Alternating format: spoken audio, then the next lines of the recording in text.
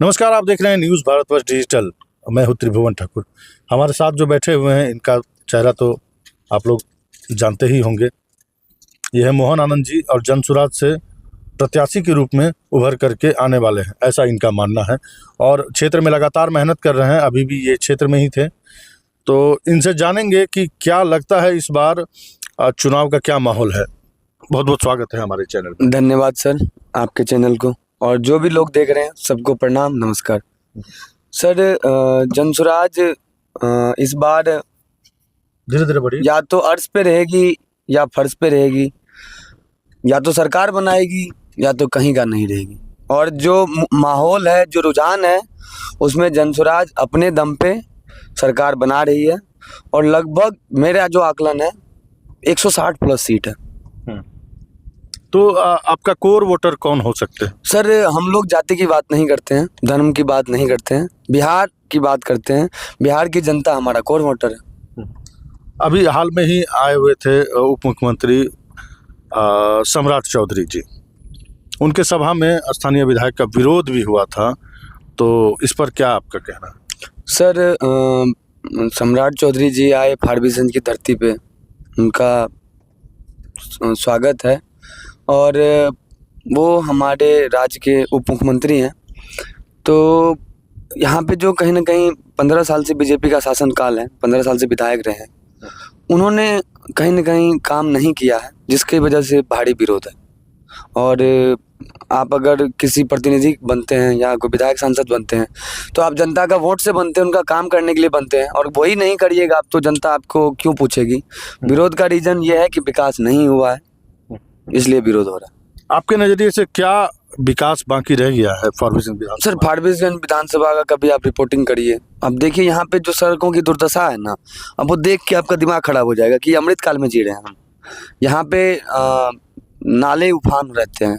एक सीताधार है हमारे विधानसभा में, वो एक फारबिसगंज का जो मेन मार्केट का हिस्सा, उसका पानी फेंक सकता है, मतलब अपने पानी को अपने अंदर वो समा सकता है, उसका अतिक्रमण कर दिया गया है। तो मतलब ऐसे अनोखे मुद्दे। स्कूल का स्थिति आप देखेंगे तो बद से बदतर होते जा रही है स्कूल की स्थिति।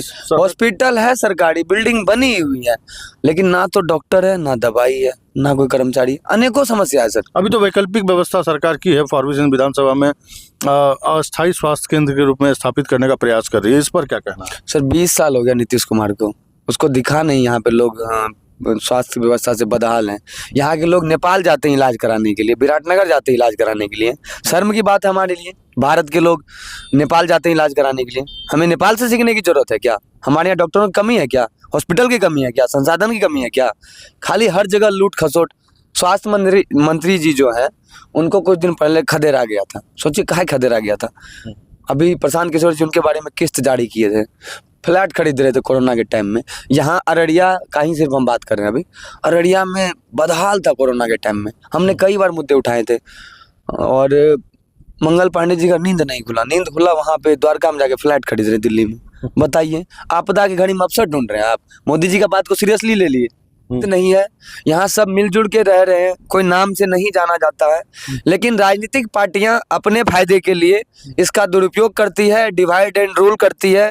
ये अंग्रेजों से सीख के आते हैं डिवाइड एंड रूल, और ये अंग्रेज की तरह चलाना चाहते हैं। अंग्रेज वाला जमाना गया, अब सर स्वतंत्र भारत को 78 साल हो गया आजाद हुए। अब कहते हैं मोदी जी अमृत काल है। अमृत काल में हिंदू मुस्लिम करना उचित है क्या? हमारा देश धर्मनिरपेक्ष है। अच्छा, एक चीज बताइए, क्या जातीय तिलिस्म को तोड़ने में सफल हो पाएंगे आप? सर हम कैसे हो पाएंगे? सर हम जातीय तिलिस्म में तो बात ही नहीं कर रहे। हम जातीय तिलिस्म में देखिए जात पात की नहीं करते हैं, लेकिन जवाब दे रहे हैं हम आपको। जवाब देना बनता है। जवाब हम ये दे रहे हैं कि बीजेपी वाले या इंडिया वाले पहले क्या करते थे, हिंदू मुस्लिम करते थे। अब देखेंगे कुछ दिन पहले नीतीश कुमार जी को अलग सनक चढ़ा, जातीय जनगणना कराएंगे। वो हिंदू मुस्लिम सिख ईसाई छोड़ के फिर जाति पे आ गए। फिर वो देखने लगे कितने यादव, कितने ब्राह्मण, कितने राजपूत, कितने राम, कितने ऋषिदेव। वो फिर वो डाटा कलेक्ट करे, लिप बनाए। जाति के नाम पे आप कहते हैं नीतीश कुमार आदिवासी का वोटर उनको है, उनका है, महादलित वोटर उनका है। नीतीश कुमार को दुर्दशा नहीं दिखाई देता। यहाँ पे जो सबसे ज्यादा दुर्दशा अगर किसी का है तो आदिवासी और महादलित का है। वो नीतीश कुमार के कहा जाता है कोर वोटर है। तो क्या वो आपको लगता है वोट देंगे इस बार? नहीं, सब तो बोल रहे हैं कि फूल में वोट करेंगे। हम लोग मोदी जी को देखते हैं जो हमको राशन दिया, हम उसको वोट देंगे, जो हमको पेंशन बढ़ाया हम उसको वोट देंगे, तो फिर आप कैसे कह रहे हैं कि वोट नहीं देंगे? 20 साल पहले जब नीतीश जी आए थे 2005 में, उस टाइम में साक्षरता दर बहुत कम था। आज का आज का भारत डिजिटल भारत में है, और हम मतलब लिटरेसी रेट भी कहीं ना कहीं बढ़ा है। अभी के टाइम में बिहार में आप देखेंगे तो नीतीश कुमार जी 20 साल से मुख्यमंत्री हैं, और अभी सबसे ज़्यादा युवा वोटर है बिहार में। और जो भी युवा वोटर है उनका कहीं ना कहीं रुझान ये है कि नीतीश कुमार का आखिरी टाइम है, आखिरी चरण है, 2 महीने मोटा मोटा बचा हुआ उनका शासनकाल का।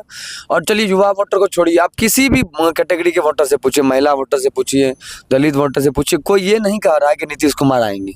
अच्छा, हर कोई ये कह रहा है कि बदलाव निश्चित है, नीतीश कुमार जी का टाइम पूरा हो गया है, वो उनका लास्ट टाइम। तो फिर कौन बनेंगे? जनसुराज में कौन है चेहरा? सर, जनता का पार्टी है जनसुराज। हमारे यहाँ जनता के वोट से चुनाव होता है। जब जनसुराज फुल बहुमत से चुन के जीत जाएगी, तो जो विधायक जो चुनेंगे वो हमारे मुख्यमंत्री के कैंडिडेट होंगे। हमारे यहाँ कोई ऐसा शासन नहीं है कि एक परिवार के लोग ही राज करेंगे, एक ही लोग ही राज करेंगे, ऐसा कुछ नहीं है।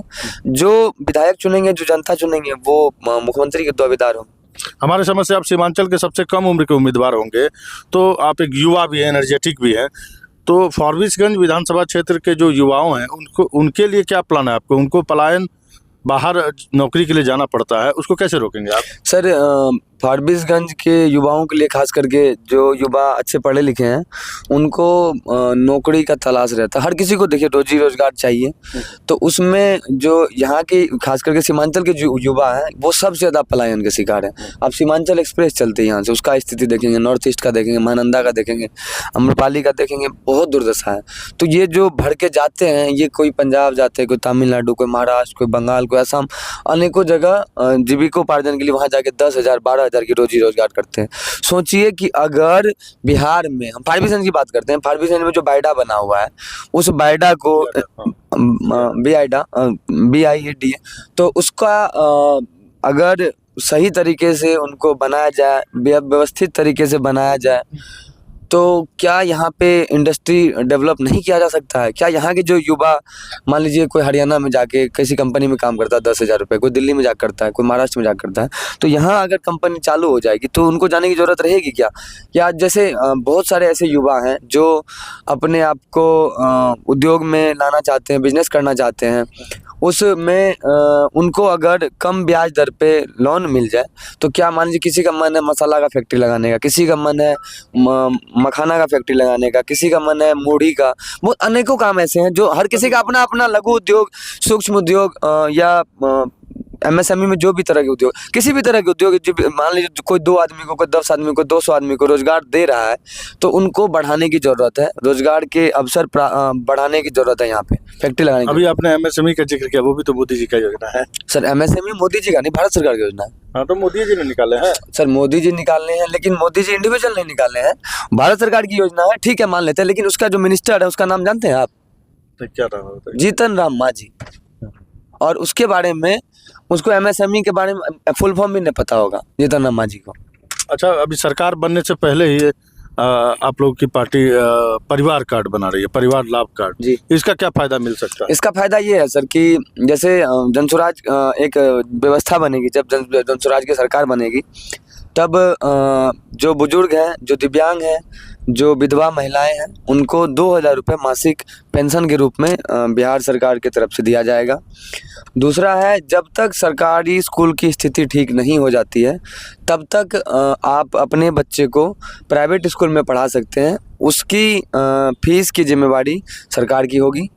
तीसरा है कि जो महिलाएं हैं, उनको आज देखेंगे अभी कि कुछ छोटे छोटे फाइनेंसर हैं जो 20,000, 25,000, 30,000 करके साप्ताहिक लोन देते हैं, और उसमें वो कहीं 48% को, 50% को, 52% का ब्याज लेते हैं। जनसुराज का व्यवस्था जब बनती है, तो महिलाओं को बैंक के द्वारा 4% के ब्याज पे, सालाना ब्याज पे 4% पे उनको ऋण दिया जाएगा। चौथा चीज़ है कि जो युवा हैं, जो बेरोजगार हैं, उनको रोजी रोजगार के लिए 10 से 12,000 तक की नौकरी उनके राज्य में, उनके ज़िले में उनके लिए किया जाएगा। आपके बगल में ही एक युवक की दर्दनाक हादसे में मौत हो गई है, आपका जहां निवास है मटियारी, तो अब तक कोई उनसे मिलने नहीं गए, उनके पीड़ित परिजनों से मिल करके उनका हाल नहीं जाना स्थानीय जनप्रतिनिधियों ने, इस पर आपका क्या कहना है? सर यहाँ के जो जनप्रतिनिधि हम देख रहे हैं ना, मतलब जैसे पक्ष वाले तो चलिए विरोध नहीं करेंगे अपना, जो विपक्ष है उनको कोई मतलब ही नहीं है। इनको इलेक्शन के टाइम में याद आता है कि हमको वोट लेना है, जीत गए तो ठीक, हार गए तो भी ठीक, उसके बाद उनको कुछ करना ही नहीं, कोई मतलब ही नहीं है। वो कभी देखें किसी मुद्दा को उठाए हों विपक्ष वाले, तो विपक्ष पे तो छोड़िए बोलेंगे ही क्या, वो तो ना सरकार में है, ना यहाँ के विधायक है, वो कोई है ही नहीं यहाँ पे, उनको खुद ही नहीं पता सीट किसका है, तो विपक्ष तो कोई है ही नहीं। और हम जनता को एक मजबूत विपक्ष देने का कोशिश कर रहे हैं कि जनता का मुद्दा उठाने की कोशिश कर रहे हैं। और जो यहाँ पे प्रतिनिधि हैं, जो विधायक हैं, उनको जाना चाहिए था, उनको घटनास्थल को देखना चाहिए था, जो पीड़ित परिवार है उनसे मिलना चाहिए, ये उनका कर्तव्य है। और हम थे नहीं किसी कारणवश, आज हमें पता चला सुबह में, तो अभी हम कोशिश करेंगे जाने का। तो अंत में क्या कहना चाहेंगे फारबिसगंज के सभी मतदाताओं से मेरा अपील है कि इस बार एक जनसुराज नया व्यवस्था परिवर्तन की बात कर रहा है, आपको एक विकल्प के रूप में अपने आप को दे रहा है। और हम ये कहना चाहेंगे, इस बार आप लोग पहले लगभग 78 साल से कभी जाति के नाम पे, कभी धर्म के नाम पे वोट देते आए हैं। इस बार काम के नाम पे वोट करिए, इस बार अपने बच्चों के नाम पे वोट करिए, इस बार अपने बच्चों के रोजी रोजगार के नाम पे वोट करिए, और इस बार जनसुराज को वोट करिए। जनसुराज का सिंबल है स्कूल बैग छाप, और जो नारा है वो नारा ये है, गरीबी से निकलने का रास्ता, स्कूल का बस्ता, जय बिहार।